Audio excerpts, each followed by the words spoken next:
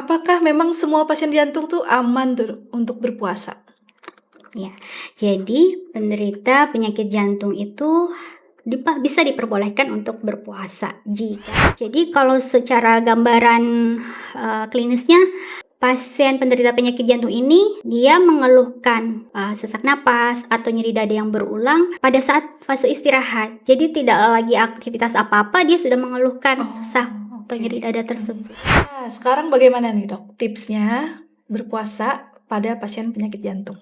Baik, jadi pada penderita penyakit jantung yang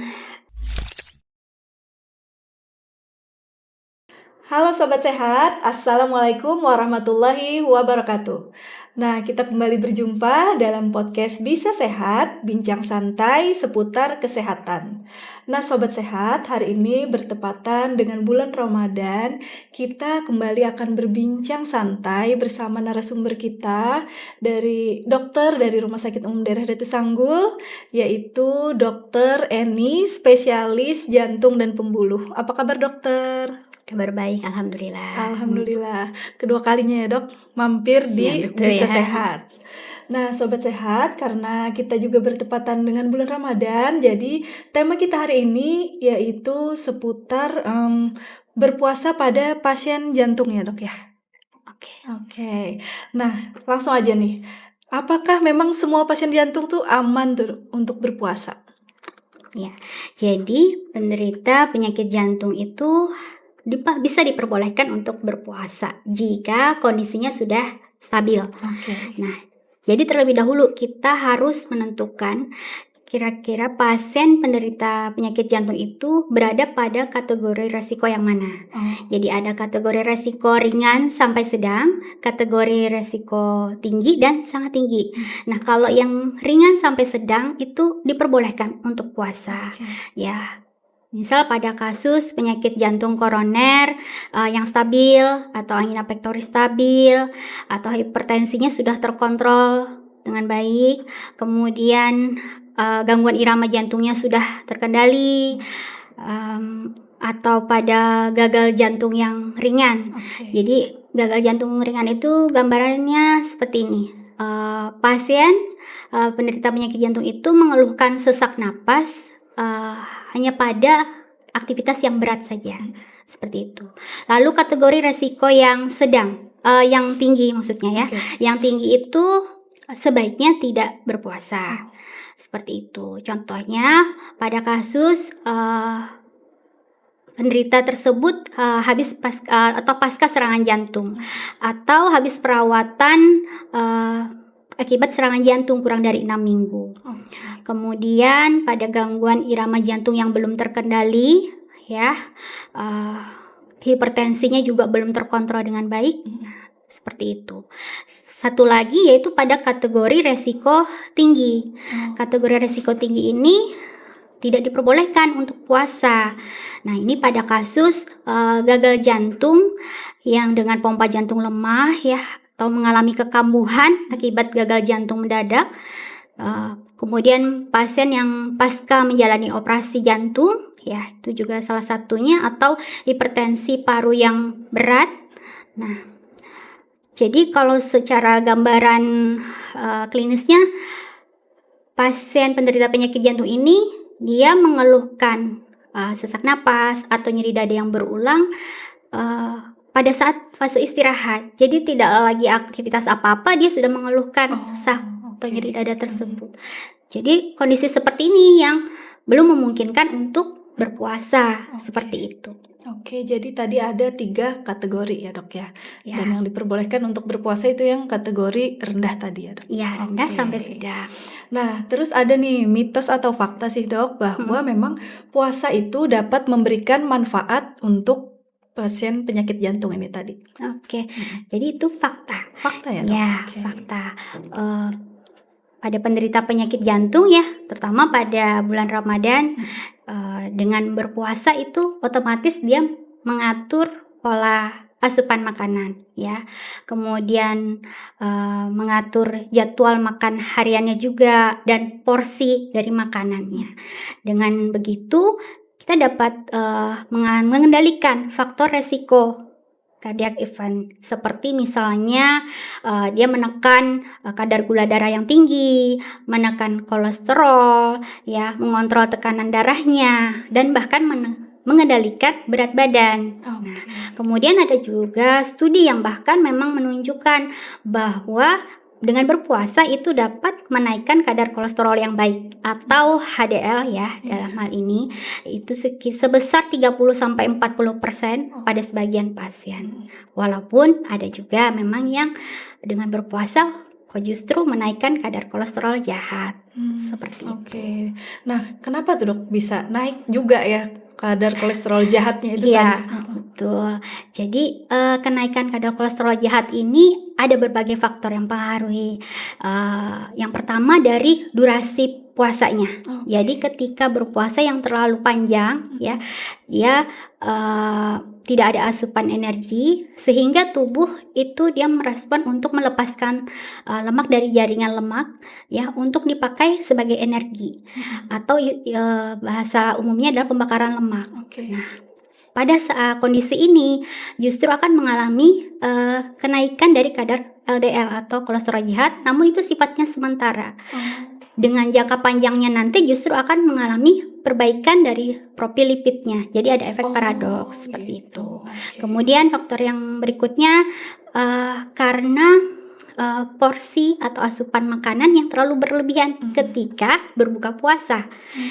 Jadi ada istilah overeating, makan yang terlalu berlebihan saat berbuka, balas dendam lah ibaratnya seperti itu kan. Pada ketika itu, nah, asupan kalori yang masuk lebih banyak daripada yang dibakar. Jadi karbohidrat termasuk gula itu akan dirubah menjadi lemak. Nah, proses perubahan energi menjadi lemak ini dia akan mengalami kenaikan dari kadar trigliserida dan LDL di dalam darah. Tapi itu tadi sifatnya sementara ya dok ya? Iya, kalau yang untuk pada kondisi yang durasi puasa terlalu lama ya, nanti akan stabil kembali gitu.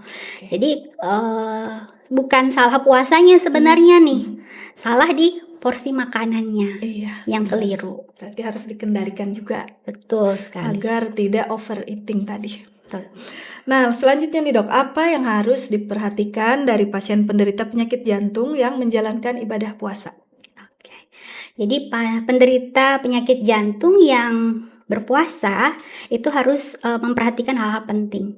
Yang pertama, jangan mengatur dosis atau jadwal pemberian obat ya tanpa persetujuan dari dokter. Jadi konsultasikan dulu dengan dokter jantung ya. Kemudian yang kedua, asupan cairan ya. Jadi tetap ada batasan, tidak berlebihan dan tidak kekurangan. Khusus pada penderita penyakit jantung dengan pompa jantung yang rendah harus memperhatikan batasan asupan garam dan cairan ya. Seperti itu. Walaupun kita juga harus menghindari tanda-tanda dehidrasi ya. Nah, kemudian dari asupan gizi yang seimbang ini juga berpengaruh ya, baik dari jenis makanan, kemudian porsi makanan juga ya, seperti yang tadi saya bilang, porsi makanannya juga jangan berlebihan pada saat berbuka puasa ya, karena itu justru akan membebani jantung untuk bekerja.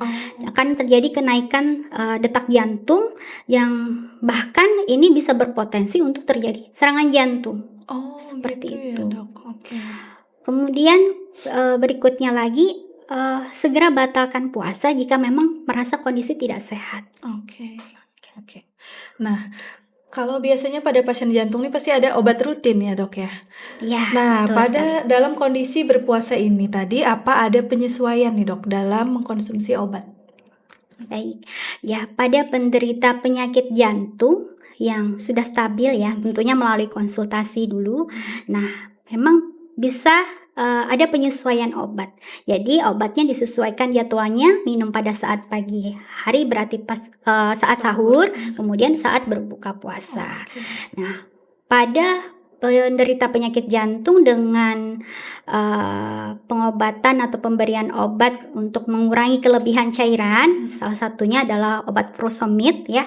Nah, untuk pemberian obat furosemid pada saat berpuasa sebaiknya diminum ketika berbuka, karena untuk menghindari efek frekuensi kencing yang terlalu sering pada saat siang hari, dan itu bisa beresiko untuk terjadi dehidrasi seperti itu. Tapi tentunya dengan konsultasi tadi ya, Dok? Betul sekali.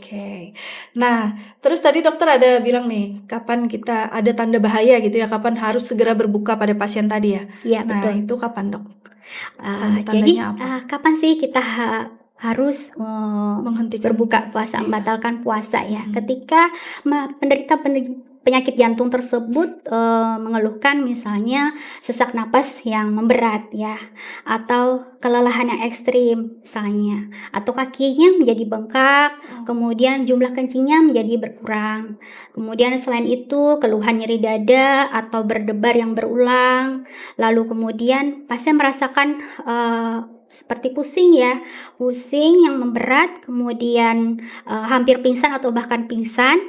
Nah, atau muncul tanda-tanda dehidrasi ya. Sebelumnya ada muntah-muntah berlebihan, kemudian tekanan darahnya menjadi drastis turun gitu. Itu diharapkan segera minta bantuan pertolongan medis ya. Seperti itu. Nah, sekarang bagaimana nih, Dok, tipsnya berpuasa pada pasien penyakit jantung? Baik, jadi pada penderita penyakit jantung yang akan berpuasa, pertama konsultasikan dulu dengan dokter jantung. Jadi pada penderita penyakit jantung ini yang sudah stabil atau sudah terkontrol, itu bisa melakukan penyesuaian obat, dan jangan lupa minum obat sesuai jadwalnya. Yang berikutnya adalah asupan cairan yang cukup. Jadi untuk penyakit jantung yang sudah stabil itu kebutuhan cairan antara 1,5 sampai 2 liter per hari. Nah, itu dibagi pada saat berbuka puasa, kemudian sebelum tidur, dan juga saat sahur. Jadi hindari memberikan asupan cairan yang terlalu berlebihan dan dalam waktu yang singkat seperti itu. Dan tetap memperhatikan juga asupan makanan yang bergizi dan seimbang. Jadi jenis makanannya ya, hindari makanan yang berlemak, bersantan ya, kandungan lemak jenuh yang tinggi seperti itu. Kemudian perbanyak sayuran dan buah-buahan ya. Protein yang rendah lemak seperti ikan, atau makan ayam tanpa kulit seperti itu. Dan harus juga ya, Dok, betul protein. Sekali. Dan kembali lagi tadi, porsi makanannya harus diatur. Jadi tidak berlebihan, kemudian diatur dari porsi yang kecil dulu. Jadi ketika berbuka misal porsi kecil ya, minum 1 gelas misalnya dengan kurma, ada jeda kemudian beberapa menit ya, baru makan besar seperti itu. Karena itu tadi ya, untuk mengurangi beban kerja jantung yang berlebihan ya. Nah, terakhir nih, Dok, mungkin ada pesan untuk sobat sehat semuanya. Baik, untuk sahabat sehat semuanya dimanapun berada ya. Jadi pada penderita penyakit jantung yang akan berpuasa, pada prinsipnya adalah ketika berpuasa itu makan dan minum tidak berlebihan ya, seperti jalani aktivitas mulai yang ringan sampai sedang, tetapi perlu dihindari untuk melakukan aktivitas yang berat atau olahraga yang berat di siang hari guna menghindari dehidrasi. Jadi aktivitas atau olahraga itu dianjurkan itu ketika setelah berbuka puasa 1-2 jam setelahnya, atau sekitar 30-60 menit sebelum berbuka puasa untuk aktivitas yang ringan. Sebagaimana juga disebutkan dalam Al-Quran surah Al-A'raf ayat 31, bahwa makan dan minumlah namun tidak berlebih-lebihan. Sesungguhnya Allah tidak menyukai orang yang berlebih-lebihan. Saya rasa itu. Oke, baik. Terima kasih, Dokter, sudah meluangkan waktu untuk berbincang kembali bersama Sobat Sehat semuanya. Nah, Sobat Sehat, itu tadi perbincangan kita bersama Dr. Eni, spesialis jantung dan pembuluh. Dan semoga perbincangan kita hari ini bisa memberikan manfaat untuk Sobat Sehat semuanya. Dan selamat menunaikan ibadah puasa. Saya Maulida pamit undur diri bersama Dr. Eni. Wassalamualaikum warahmatullahi wabarakatuh. Waalaikumsalam warahmatullahi. You're the only one on my mind lately. A gift from above, oh how you complete me. Up early morning, you come and you wake me. We sit as the sun lights our face.